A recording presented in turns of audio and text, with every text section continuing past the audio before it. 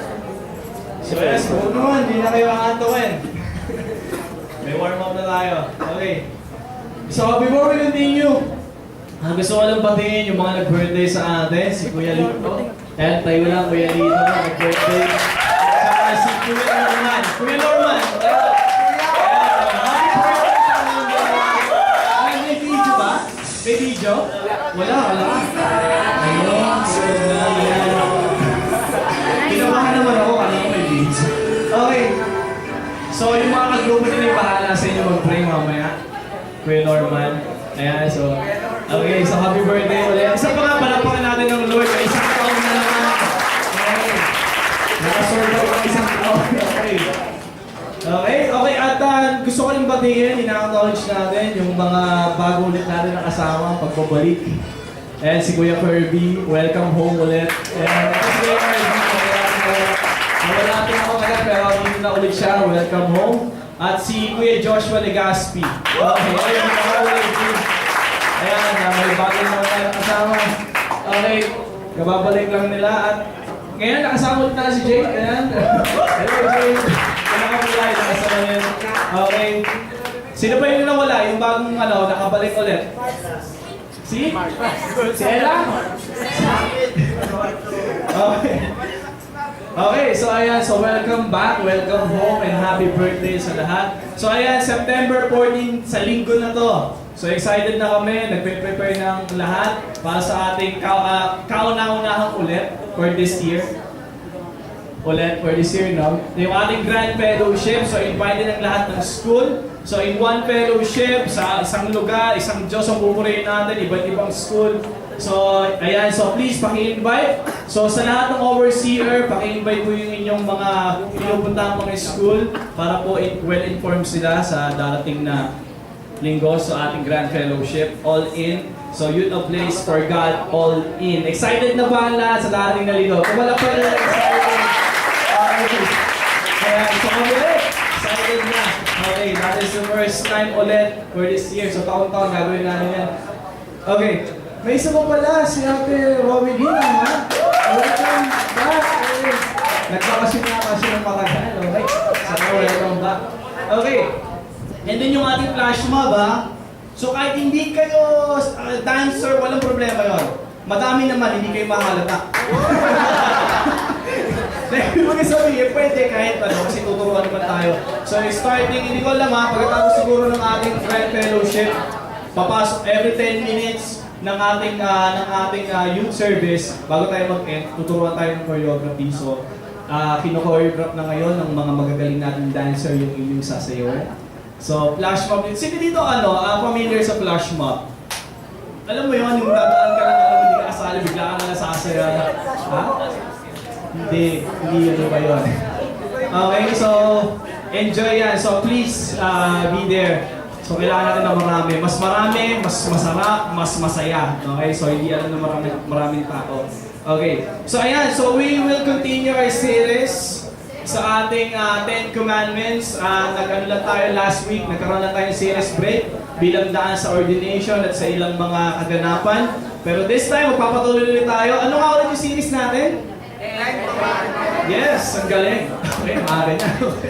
So the 10 Commandments, so yung para aware lang ako kung sino yung nakakalam. Pang-ilan na tayo ngayon? Ayun na! Pang-apat! Okay, so pang-apat na tayo. Okay, so ayan, so excited na ako. Sabihin mo sa katabi mo, humanda ka. Huwag kang matutulog.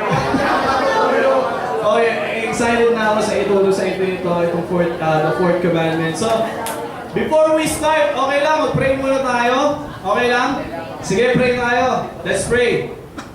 Lord, samahan niyo po kami sa aming discussion as we continue this series, Lord God, sa aming paglalakbay, Lord God, dito po sa commandment ng mga inutos niyo po sa amin. Lord God, we pray, God, dito sa aming part, Lord God, dito sa series na ito na pag-uusapan namin, yung pang-apat na commandment ninyo.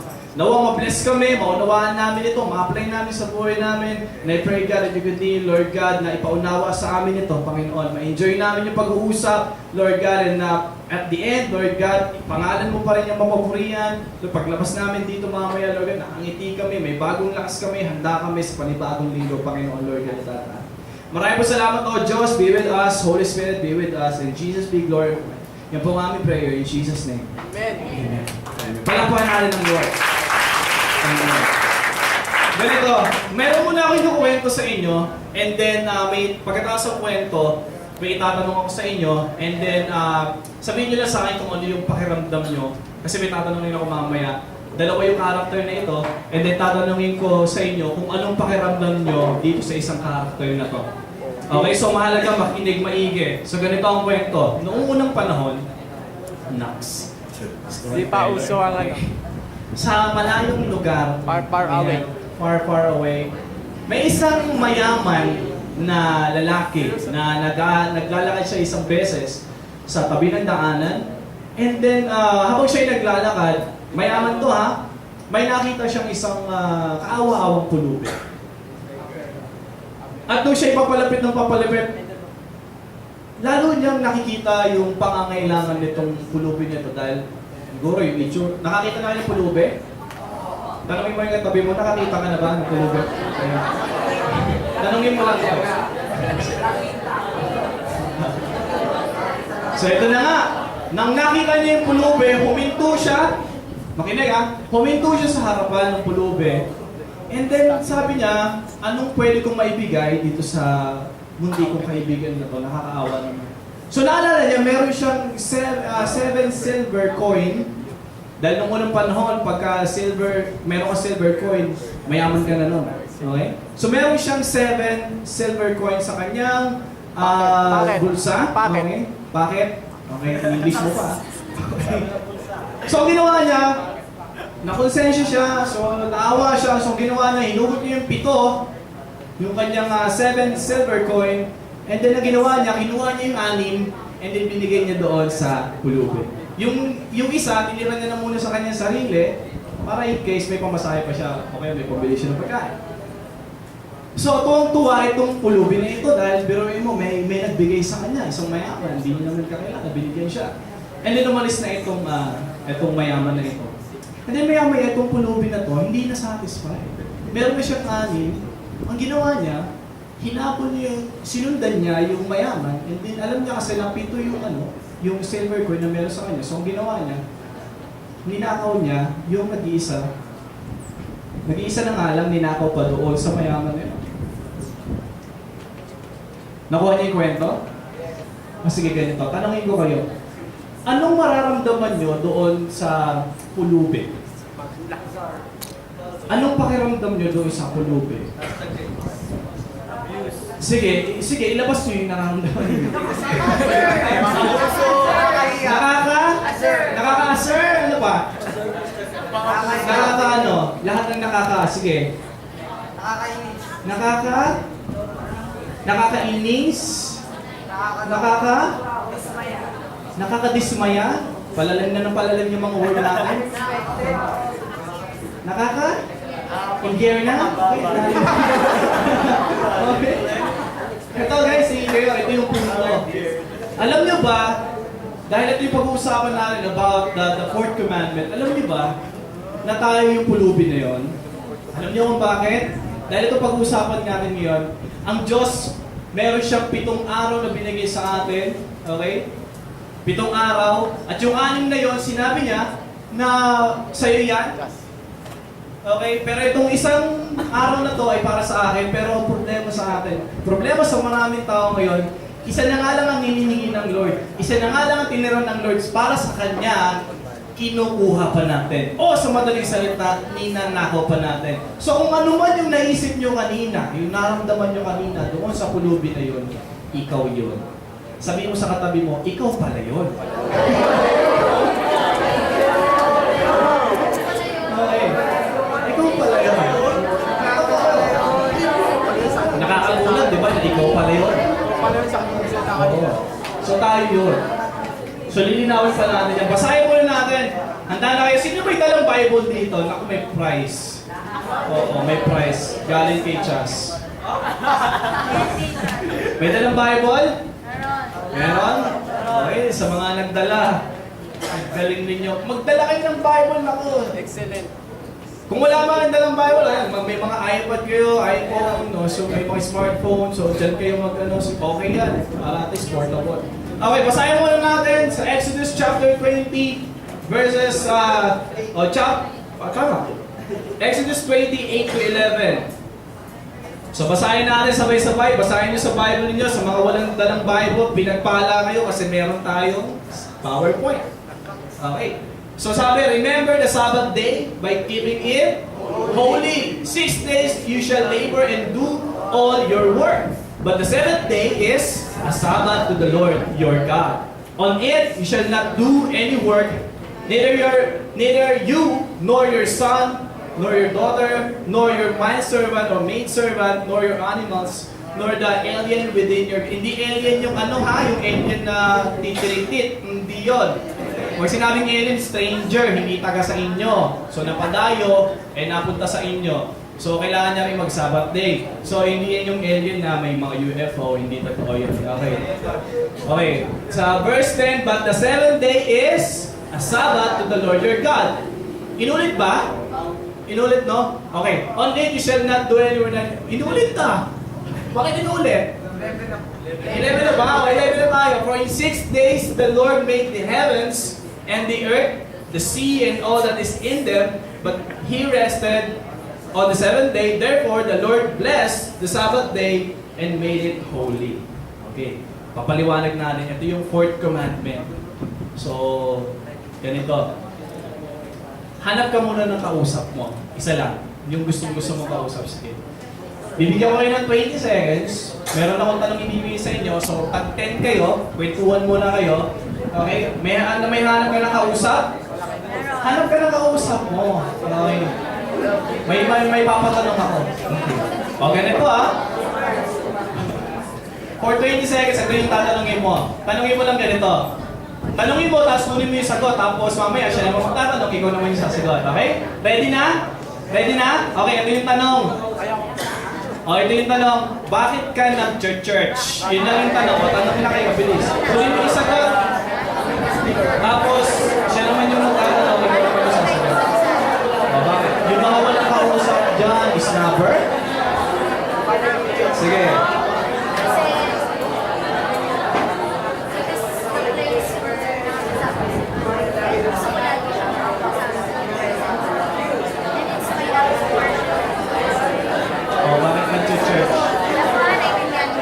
Wala kang kausap. Kausap kayo. Sila, Jiro, wala kayong kausap. Kausap na kayo? Ang dami masaya tayo. Walang snapper, ha?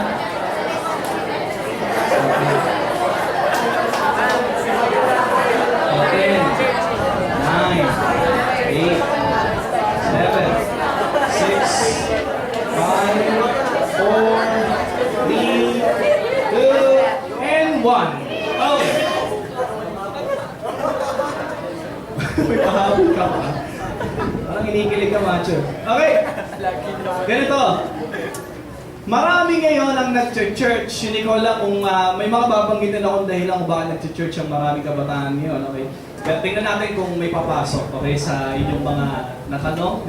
Tingnan natin yung sa mga kausap nyo. Okay. Maraming napilit lang. Nabitbit lang, nahatak. Nakatambay sa labas, walang ginagawa, nakabihis naman. So, tinatak na lang. Kasama ito, walang ginagawa. Ay, napilitan ka. Yung iba napilit, yung iba napilitan. Okay? Dahil, wala namang gagawin. So, go ako dyan, punta ako dyan, napilitan lang. Yung iba, nahiya lang sa nag-invite. Okay, kasi ilang linggo lang ini-invite. So, nahiya ka lang talaga. Okay, pasalamat, mahiya, di ba? Puno na lang mahiya, di ba? So nahiya ka lang, kaya ka nandito ngayon. Kasi nahiya lang naman ako doon sa nag-invite. Ilang linggo na akong ini-invite, ngayon lang ako nakapunta.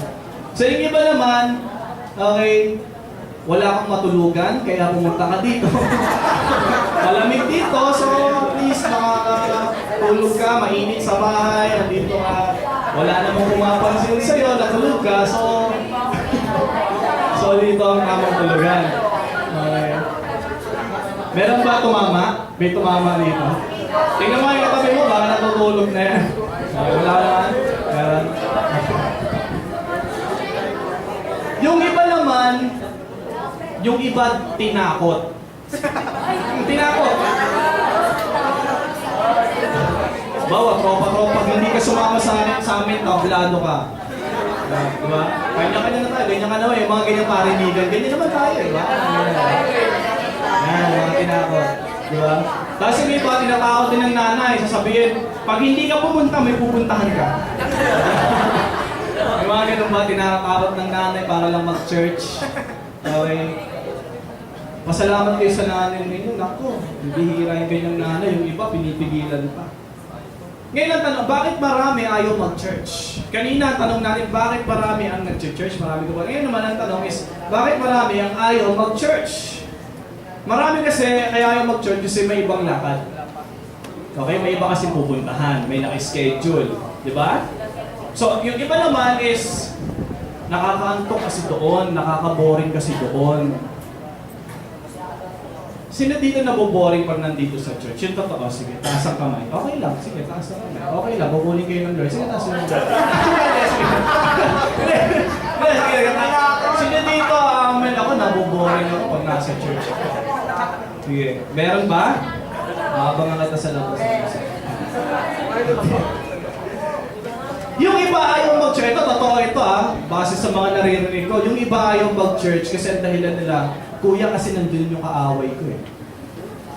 Oo, may mga nagsasabi sa akin. May mga kasamaan ng loob. Kuya, doon kasi bumanat sa akin. Kuya, yung kasi yung nag-post sa Facebook ko ng hindi maganda eh. Yung iba naman ganito, kuya kasi nandun yung ex ko eh. Oo, totoo. Oo nga. Umiiwas, yung iba nandun, sasabihin, kuya, ano kasi yung crush ko. So, nahihiya ako. Oh, totoo. Diba? Ngayon, ganito. So, marami tayong dahilan kung bakit tayo nag-church. Marami rin tayong dahilan kung bakit ayaw natin mag-church. Pero this day, this time, bibilisan natin to. At makunawaan nyo ito. Fourth commandment. Biruin nyo, guys, tingin kayo. Biruin nyo bumagsak sa top 4 itong commandment na to. Kasi yung unang pinag-usapan natin, yung first commandment, tinutukoy na kung sino yung dapat sambahin. Okay? Si God yun, at wala na dapat iba. Doon sa second commandment, tinukoy naman doon is, paano ka sasamba? Okay, paano ka sasamba? Alam na natin si God yung dapat sambahin. Doon sa second commandment, natutunan naman natin, paano mo ba sasambahin si God? Doon sa third commandment naman, ano yung hindi mo dapat gawin? Okay, yung natatandaan niyo pa, huwag mong gagamitin yung pangalan ng Diyos sa joke o sa kung anumang mga wala namang kahulugan o wala namang hindi namang importante. Okay, tama yung blasphemy. Tama yun. Okay? Dito naman sa fourth commandment, napag-usapan natin dito, saan ako sasamba, kailan ako sasamba. Okay? Ito yung pag-uusapan natin ngayon. So, balikan ulit natin yung verse na binasa natin. Sabi, remember the Sabbath day by keeping it holy. Unahin natin, alam nyo ba, guys, tingin kayo sa akin, kung babasahin nyo sa English yung Ten Commandments, ang laging first word ng Lord is, you shall, you shall, you shall, you shall. Pero may dalawa lang na naiba yung introduction ng Lord. Una ito, ang una niyang word na ginamit ay hindi you shall, yung sinabi, remember. Dahil, tapos sumunod yung pang fifth commandment, which is pag-uusapan natin next week, yung ang una niyang word is honor. Okay? Hindi ba kayo nagtataka doon? Ine-emphasize to ni Lord. So, ito pag-uusapan natin. Remember, the first word na binanggit ng Lord nung binaba na itong commandment na to is the word remember. Dahil remember is something, ito ay may kinalaman sa mga pangyayari o dapat na mangyayari pa lang na dapat mong tandaan. Okay? So, pag sinabing remember, may kinalaman to sa word na memorable. Pakiclick nga dyan. Meron yan. Remember, yung word na remember may kinalaman sa memorable. Ganito, hindi ba kapag ang isang bagay na lagi mong naalala, kasi meron itong importansya sa'yo. Halimbawa ganito, sino dito naaalala mo pa yung unang beses mong nakita yung crush mo? Hindi ba? Remember na, alala mo yan, alam mo yung detalye. Natatandaan mo nung una ko siyang makita, mausok nun. Kasi merong nagtitinda ng barbecue sa gilid niya, humahangin ng malakas, 12 yung barbecue na niluto. Siya naman ay hawi ng ko, 3 beses siyang ngumiti sa akin. Ang bilang ng bulaklak sa kanyang damit ay 22. Alala mo, di ba? Kasi, bakit? Kasi importante sa'yo yung tao. Nanuha niya mo? Kaya mo naalala, matagal ng panahon nito, although binasted ka ng tao na yun. Pero naaalala mo yung unang pagkikita niyo. And detail, by detail. So naalala mo kasi memorable sa iyo. Gets? So naalala mo. Pero meron din namang mga alala o mga pangyayari na naalala mo pero gusto mo nakalimutan pero naalala mo pa rin. Halimbawa, nung pinapalo ka ng tatay mo. Di ba? Naalala mo yun kung ano yung tumama sa'yo. Ilang beses kang tinamaan ng sinturon, yung may bakal sa... Di ba? Naalala mo yun, yung mga panahon, yung unang beses na aksidente ka, unang beses na nasagot mo yung mama mo. Yun yung mga panahon na gusto mo nang yun yung mga pangyayari na gusto mo nang makalimutan, pero naaalala mo pa rin. Kasi memorable yun. Mayroon yung kinalaman sa pagkatao mo.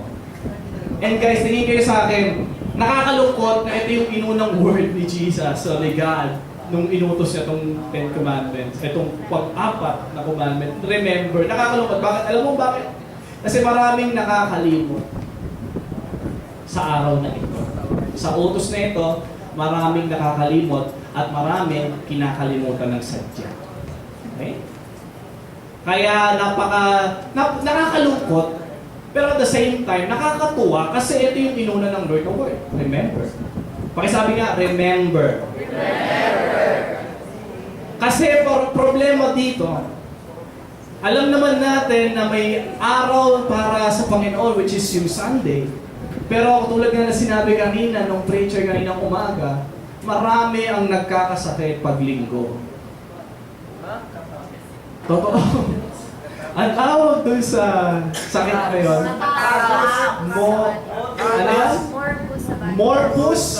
Morbus sabbaticus, yung tawag sa sakit na yun, which is ang ibig sabihin, ulit ito, morbus sabbaticus.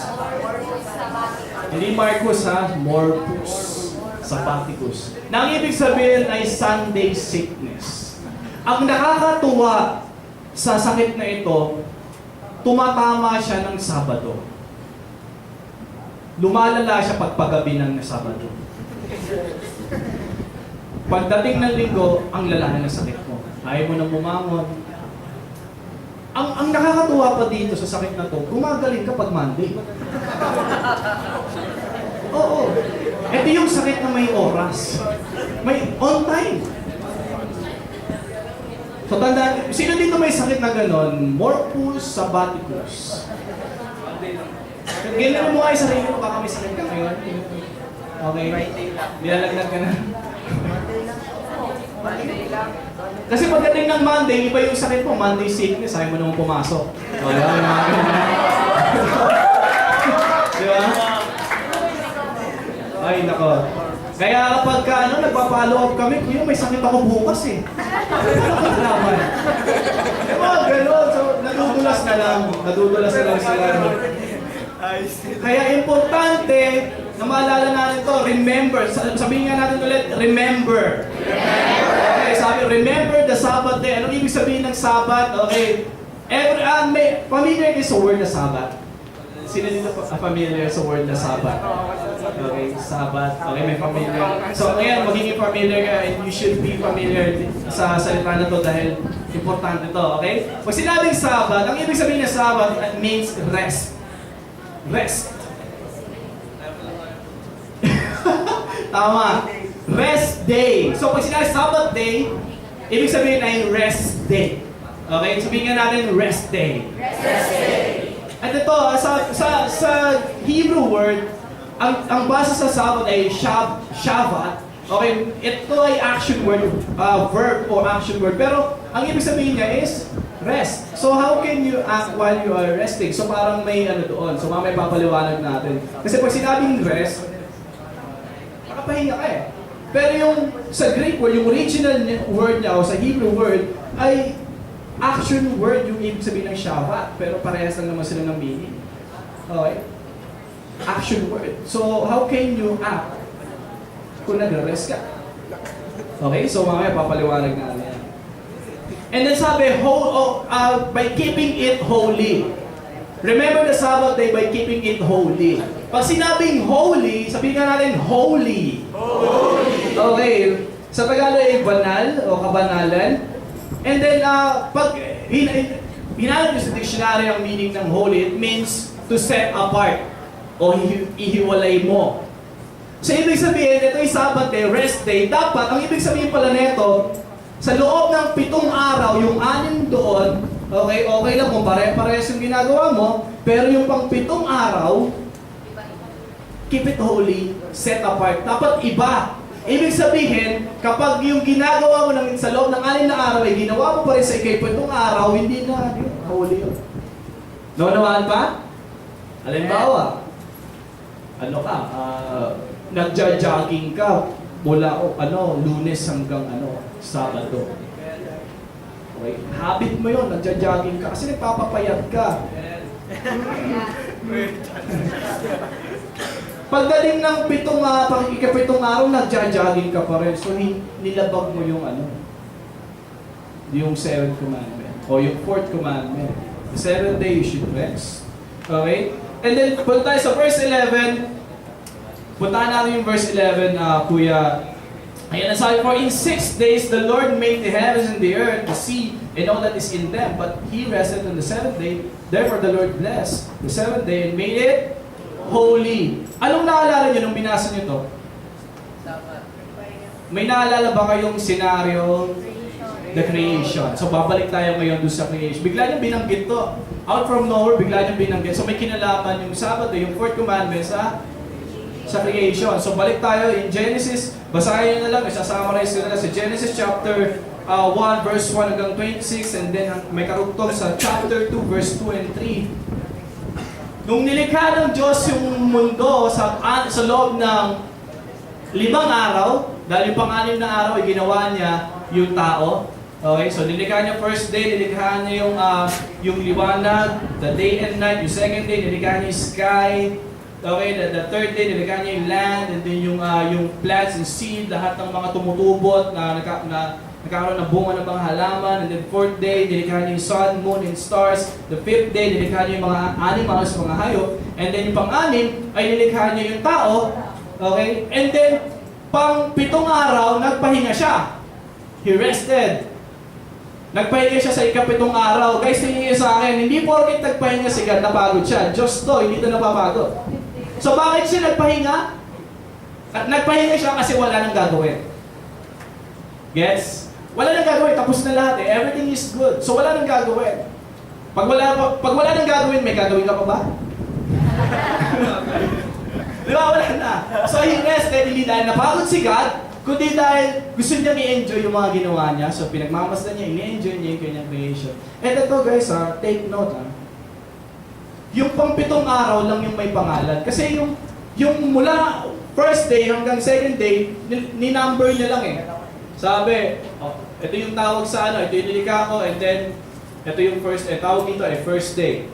So, nilikha ulit ako, at tawag dito ay second day. Ito yung nilikha ko ngayon, ang tawag dito ay third day, hanggang 6th day. Pero yung pang 7 araw, ang tawag nyo doon is rest day o Sabbath day. Yun lang yung may pangalan. Because that is a special day. At ito pa, bless niya yung pang 7 araw. Bless niya, hindi nabanggit yung bless yung buong araw ng Monday o ng first day o nung hanggang 6th day. Pero ang bless niya lang ay yung pang 7 araw. Kasi special day yon. Sabihin nga special. So, ibig sabihin yung Sabbath day o yung rest day natin should be a special day. Okay.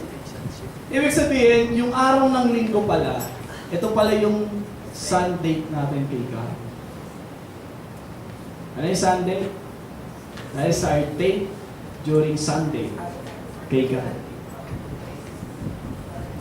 So, every Sunday pala, may date tayo kay God. Kaya dapat nakaschedule ka. Sino dito nakaranas ng makipag-date? Taas ang kamay. Yung totoo, yung iba, huwag kang mahihiya at taas yung kamay mo. Nakapag-date pa. Yun, naranasan mo ng makipag-date. Okay, taas ang kamay. Dalawa lang? Tatlo? Tatlo lang ang matapang? Sino ba? Miko? Binawi mo? Sino yan? Dito, may nakipag-date na, okay? Sino nagtatasin yung dalawa talaga? Si Gerald, okay? Dito sa gitna, dalawang nagtaas, wala na ba dadagdag? Diyan sa may bandang likod. Okay? Niyaya? Ikaw yung dinate? Lakas mo, ha? Dito. Meron ba nakipag-date na? Naranasan mo na may pag-date? Wala, honest?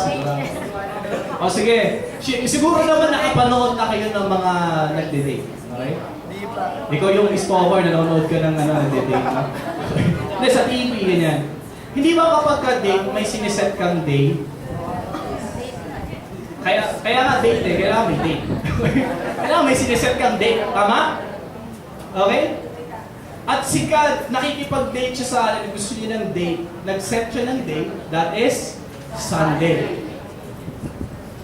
Nakikipag-date ka ni Lord, kaya hindi ka pupunta dito para maghanap ng date. Hindi. Pupunta ka dito kasi may date kayo ni God. Pero yung nag-set siya ng date, blines niyo yung araw na yun, you call it Sabbath day, magpahinga ka naman, sa akin naman yung attention mo. Okay, so nag-set siya ng date. Amen. Di ba, ganito pa isa. Kaya kapag pupunta kayo ng church, alam niyo may date kayo kay God, kailangan yung sinusuot niyo. Meron na ba kayo nakita, nag-date, tapos kung ano-ano lang suot, walang isang tsinelas. Diba? Tapos ginupit mo lang yung manggas mo dito, tapos makikipag-date ka. Wala kang masuot eh, nasa labahan. So bahala na lang kung ano. Di ba kapag ka may date, pinag-handa mo, pati yung suot mo, pinag-handa mo, di ba? Amen ba? So kapag pupunta kayo dito, okay, pag pupunta kayo dito, suotin niyo yung best ninyo. Okay? Sabihin mo sa katabi mo, isuot mo yung best mo. Hindi yung best ha, yung best. At suot mo yung alam mo na ito yung pinakamaganda ko. Okay, huwag ka na mapupunta dito na nakatrahe ni Boda ka, okay, parang ikakasal. Di ba sinabing gano'n? Ibig sabihin, yung komportable ka, yung makakapagtaas ka na ka. Hindi yung magpupunta ka dito, butas yung manggas mo, yung wiling mo, pag nagpe-praise and worship, isa lagi nakataas. Diba? Kaya pag nagre-request yung song leader na taas ang dalawang kamay, hindi na mataas, yung isa kalahati lang. Kasi alam mo, may hangin na papasok. Try your best, okay? May date kayo. May date kayo negative. Kung ano-ano na susuot mo. Ganyan, ganito. Kuya, paano naman yun? Wala naman talaga akong isusuot eh. Nakikita mo naman ako, alaman mo yung kalagayan ko sa buhay. Umiiyak ka pa, nagtadrama ka. Sige, nandun na ako. Sige, nandun na ako. Kasi may ibang kadwiran, hindi naman tumitingin sa Lord sa suot, di ba? Sa puso yan. Na-review pa ako, di ba? Parang ako pa yung ginorem. Sige, nandun na ako. Pero hindi pa mas sweet. Na kahit sinasabi ng Lord na, okay lang, anak. Hindi naman ako tumitingin sa suot mo, sa puso. Pero nagsuot ka pa rin ng maayos. Di ba mas sweet yun na kahit alam mo, okay lang, di ba tinitingnan. Pero magsusuot ka pa rin, kasi alam mo yung pupuntahan mo, is Diyos to eh. Ba? Diyos to. Hindi basta-basta. Pag ikaw pupunta ka ng principal office, lagi na principal office. Kailangan ayusin mo yung sarili mo. Kasi principal yung kaharap ko eh. Eto, Diyos pupuntahan natin kung ano yung nasuot natin, di ba? Pag-isip mo, diretso ka na dito. Hindi ka nagilamos, hindi ka naligo. Wala nang toothbrush, kaya pag-praise and worship, Lord, kasi, alam mo, okay, bumubuka ka, nakagano ka lang, hallelujah. Kausapin mo yung katabi mo, no! Kasi alam mo, may makakamoy sa'yo, di ba? Kaya wear your best. Di ba? Suot mo yung dapat suot. May date kayo ni God eh. Amen ba? Amen. So, Sunday is your Sunday to God. Sabihin nga natin, Sunday is my date to God. Amen. So, ayan ha. Alam na natin. So, ngayon ganito. Tuloy natin. Ang tanong, para kanino ba yung Sabbath day? O para kanino ba yung rest day? Gusto niyo malaman? Okay, alamin natin. Alam ko para sa ating lahat, no? Pero more specific, may dalawang bagay. O may dalawang karapat na o dapat na nandito kapag Sabbath day. Una, para kanino Sabbath day? Una, para sa mga overwork person. O kaya overstudy ka. Sino dito overstudy? Okay, overstudy. Talagang nagsusumikap ka, mag-aral. Okay. Overwork ka. Ito, tingin sa akin. Sangayon ba kayo na kapag ikaw, ano ka, sobrang work ka or sobrang study ka, nakaka-guard ka? Hindi. Diba? Nakakapangit daw yun. O ganito, tingin kayo sa akin ha. Nakakapangit daw kapag overwork ka, so para sa ito, ganito. So sabihin mo sa katabi mo, magpahinga ka naman kasi.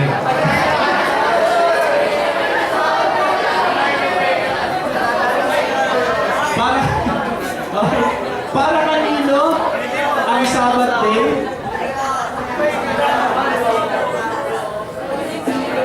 Ito ay una para sa mga overwork, overstudy person. So kung alam mo, guys, tingin sa akin, kung alam mo sa sarili mo na sobrang haggard ka na, sobrang sipag mo kasi may nahabol kang ganito, may ginagawa kang ganito, alam mo na araw ng linggo may gagawin ka pa rin kasi pasahan na bukas o may exam bukas or whatever, Sabbath day is for you. Guys, ulitin ko yun. The rest day, this Sunday is for you. Kaya importante na nandito ka. Kasi gusto mong i-break ng Lord yung routine mo. Pagod ka na eh. Pahinga ka naman. Yun ang iniiling ng Lord. Take naman tayo. Tingin sa akin, isa bang malaking kahangalan kung magyaya ang Lord ng date? At sabihin niya na, pahinga ka naman, anak, date naman tayo. Sige, sa palagay nyo, isang malaki bang alapastangan na umili ng Lord ng isang araw mo? Oo, hindi. Di ba? Pero marami, Lord naman bukas na yung pasahan sabi ng Lord, sana ginawa mo kasi meron kang 6 na araw to do all your work. Yung pang 7 araw, reserve mo naman sa akin. Ang marami, pati yung pang 7 araw, kinuha ko rin. Napakasipag mo. Sobrang sipag mo, to the point na ayaw mo nang kasama ang Lord. Nakakapanginayan, di ba? Pangalawa, para pa kanino yung Sabbath day. So una, ito ay para sa mga overwork o overstudied person. Pag ikaw napaka-studious mo, para sa itong rest day. Pangalawa, para kanino rest day? Para sa mga over-rested person. Kapag ikaw sobrang pahinga mo na, okay? Tingnan mo yung katabi mo, mukha bang nagpapahinga ngayon? Alvin, tingnan mo yung katabi mo kung nagpapahinga. Ba nagpapahinga na? Okay, sabihin mo sa katabi mo, para sa iyo itong rest day.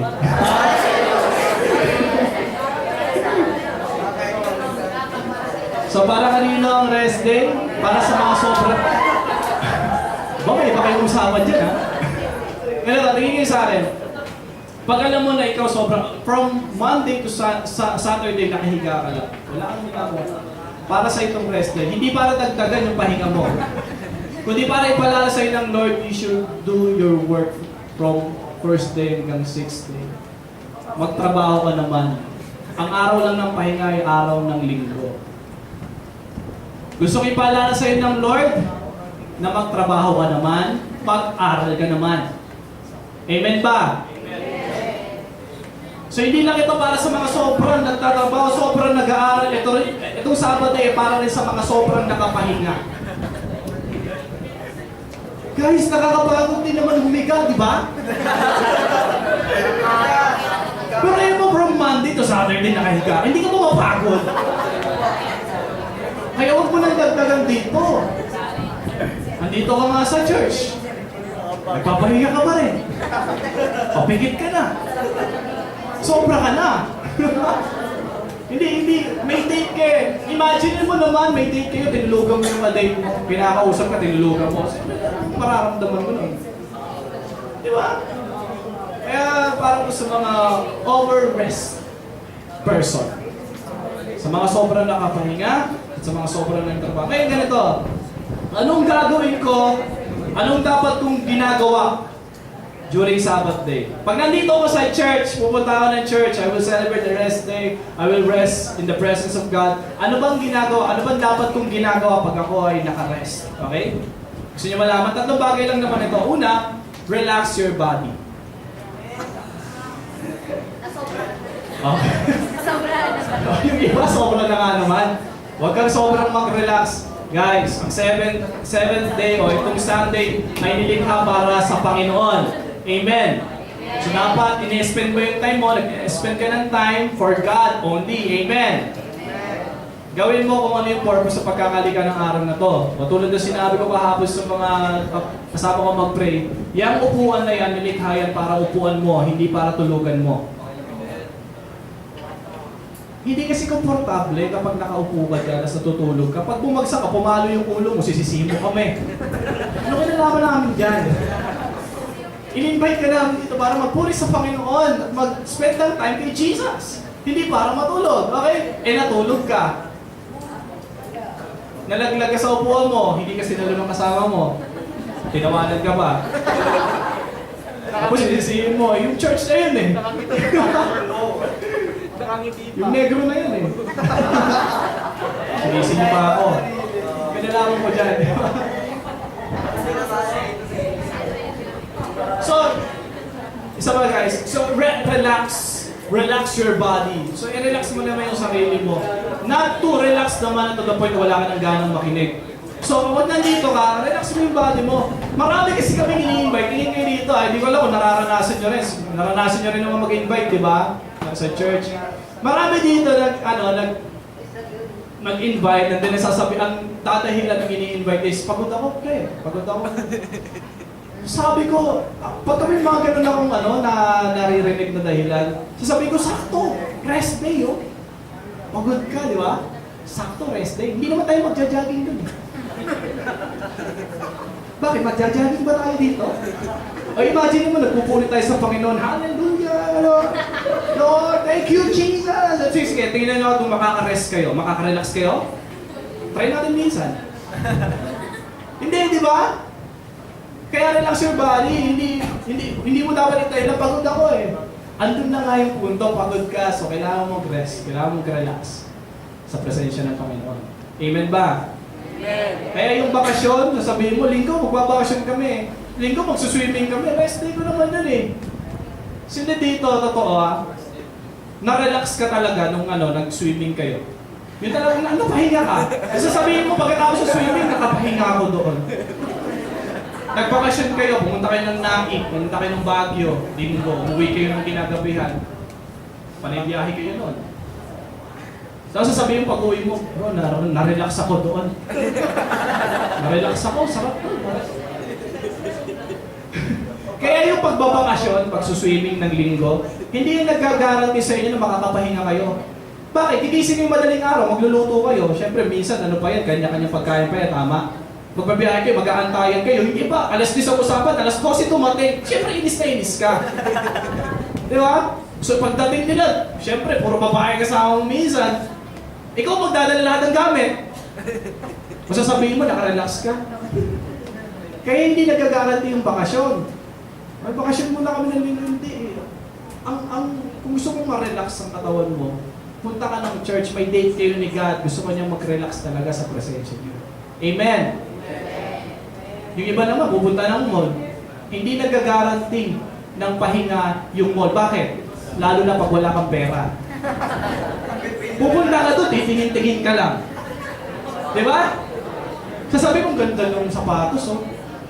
Tatanungin, lalapit kayo yung nagtinabi. Ano po yun, sir? Wala, sir. May tingin lang mo. Lakad ka na naman, hanap ka na naman ng panibago. Lalo na kapag may kasama ka. Magmumul ka, linggo. Imbis na pumunta ka ng church, magpuri ka muna sa Panginoon. And pinili mo sumama sa Roma. Ikaw lang walang pera. Kumakain sila, ikaw hindi. Di ba? Nakakapagod tumingin, ha? Kaya hindi porket huwag mo i-spend yung time sa mall, hindi nagkagaranti yan.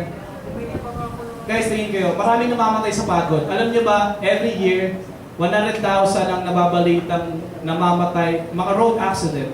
And 1,500 doon is namatay dahil pagod, nagdadrive na pagod, so na-accident. Nakakamatay yung sobrang pagod. Hindi lang yung nakakatanda, hindi lang nakakapangit, nakakamatay ang sobrang pagod. Okay? Kaya sikapin natin na pag nandito ka, mag-rest ka talaga. Amen ba? You will rest from your work. Kung sobrang ka nag-aaral, amen? Kung sobrang ka nag-aaral, ang kaharap mo ay puro textbook, math, knocks. Puro math ang binabasa mo, nagsusolve ka ng mga, kung ano-ano mga sinusolve ng problema.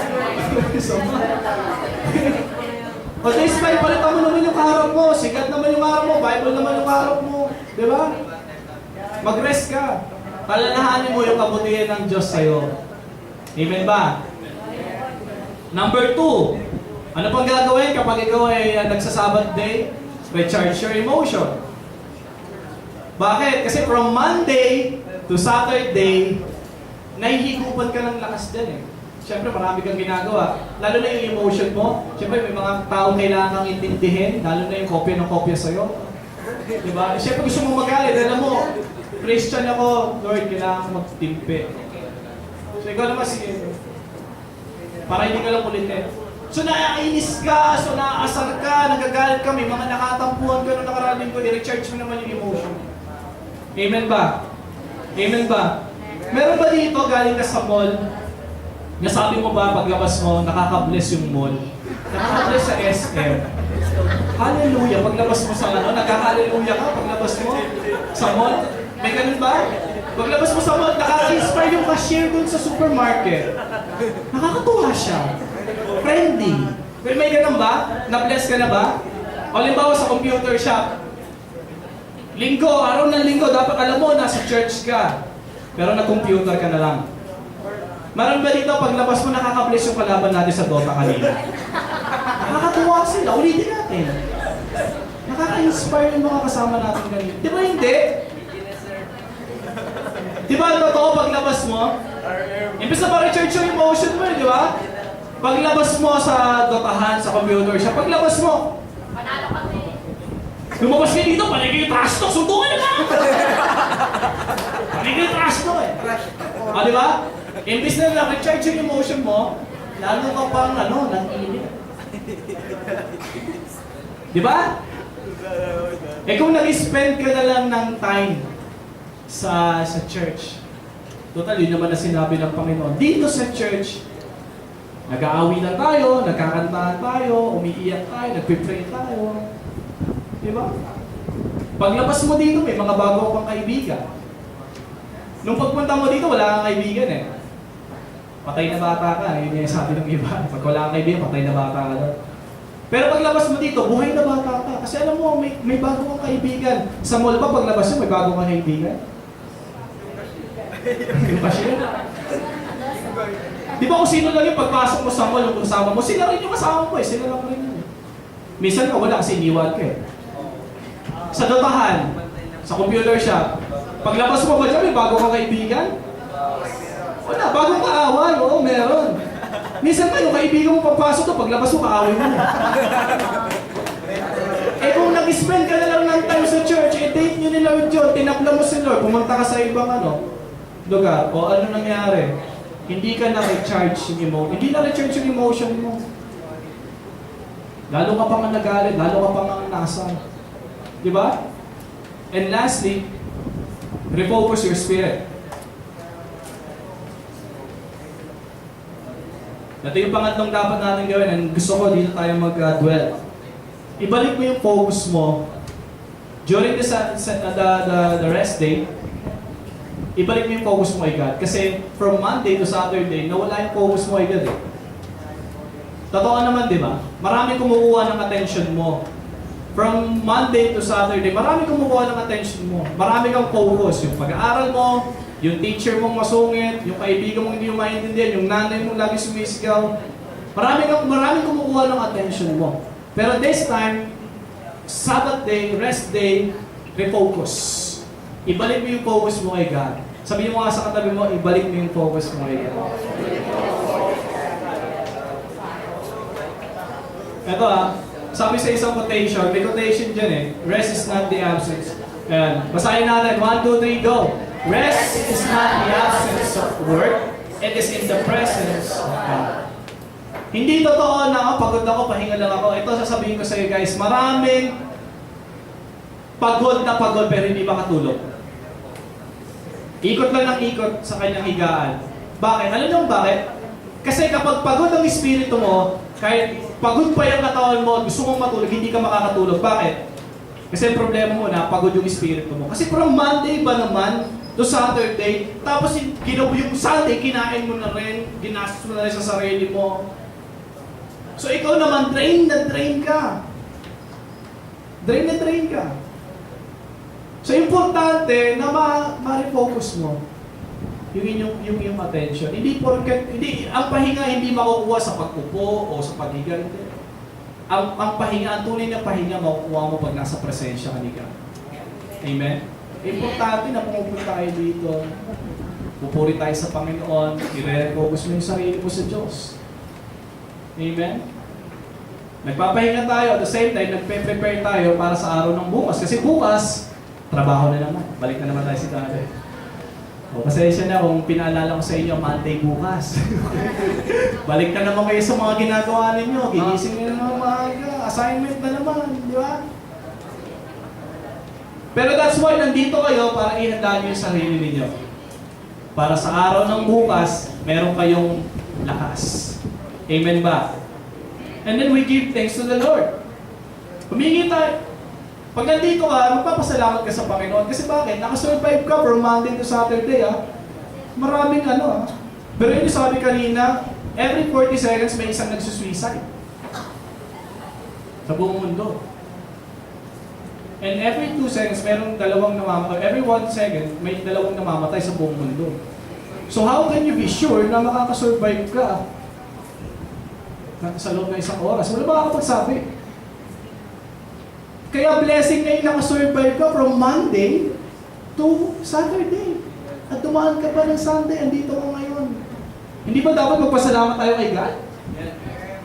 Pag nagbabiyahe ka, sigurado ka ba sa driver mo, hindi na sa inyo? At hindi yun, at sigurado ka ba may lisensya? Sigurado ka ba professional yun? Oh, diba? Pero praise God, nakakarating kayo dito. Sino nakasakay kay Chas? Oh, praise God.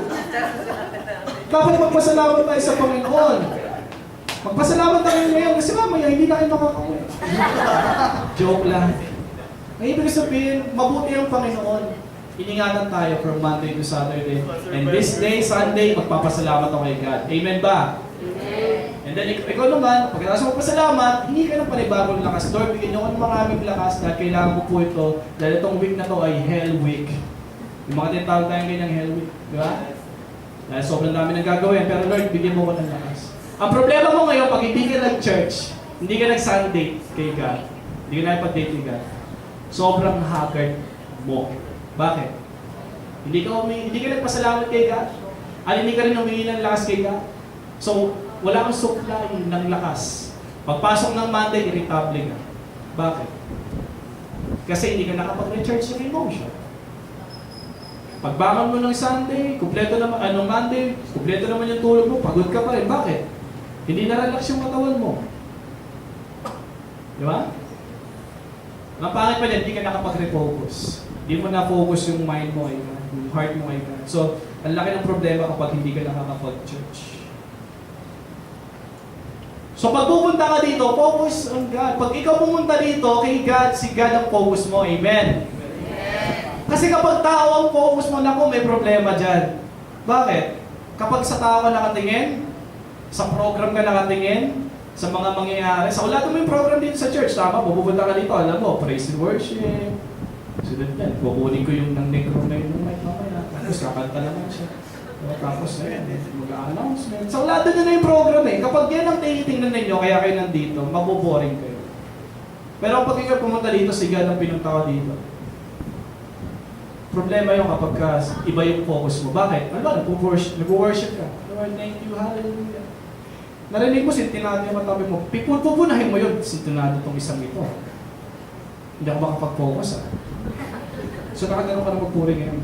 Kasi tinatakbo ko, ingay eh. Wala sa tono eh. Tapos mapansin nyo, ang liit naman nung nagpapakanta. Lahat napapansin mo. Bakit? Kasi tao nakafocus. Pag pupunta ka dito, sigad yung focus mo. Amen ba? O sabihin mo sa katabi mo, sigad ang focus mo dapat. Hindi, pagpunta mo dito, nagpe-pray tayo, ang prayer mo, matapos na naman yung negro na yun, tagal eh. Diba? Kapag ganyan ang focus mo, may problema ka dyan. Ang pinunta mo dito, tao, hindi si Jesus. Pupunta ka dito, si Jesus yung focus mo. Amen ba?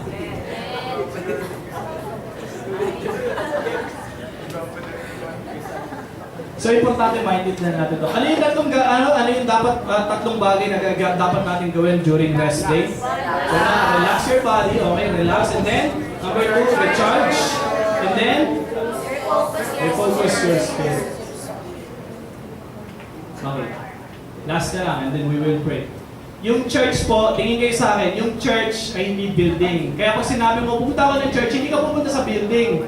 Yung church ay group of people. Okay? Meron dyan, di ba? Ayan. Church is a group of people worshiping one God dyan. One God.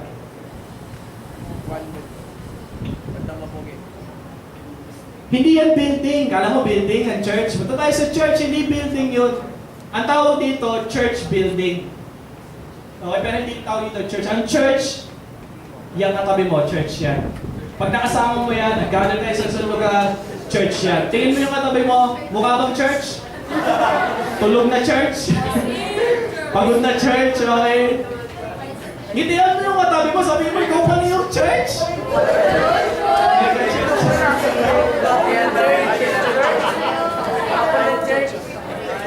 Grabe naman ng church.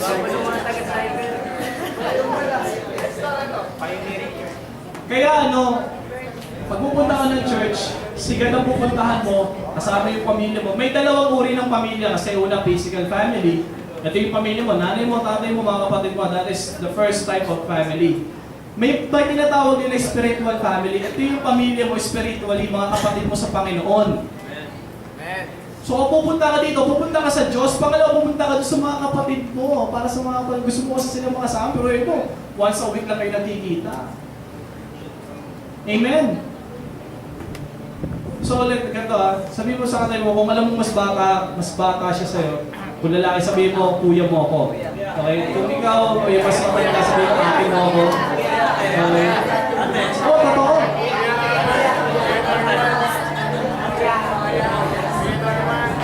Huwag na yung tatay mo ako, okay, malayo mo yun. Masyado nang malayo yun. Okay? Totoo, magkakapatid tayo sa Panginoon. Bakit? Isa lang naman yung tatay natin eh. Kaya, tingin kayo sa akin, before we end, Sabbath day is for you. Sabbath day is the Lord's day, it's our day to God. Okay, huwag natin gayahin yung magnanakaw kanina sa kwento. Binigyan na nga ng anim, binuha pa yung isa.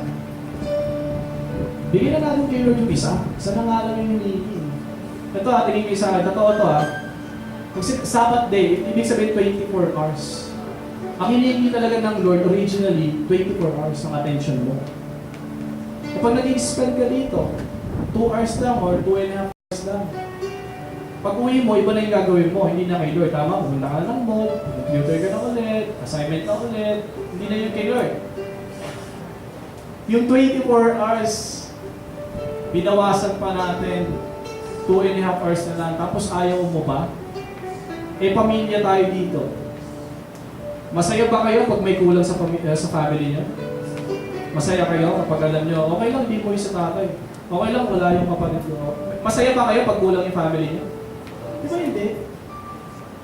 Dito rin, church family tayo, spiritual family, magkakapatid tayo dito. Siyempre, kapag wala kayo, nalulungkot yung bawat isa. Church tayo, kaya sabihin mo sa katabi mo, kung susunod huwag kang absent. Malulungkot ako. Yun na to. Malulungkot ako sabihin mo.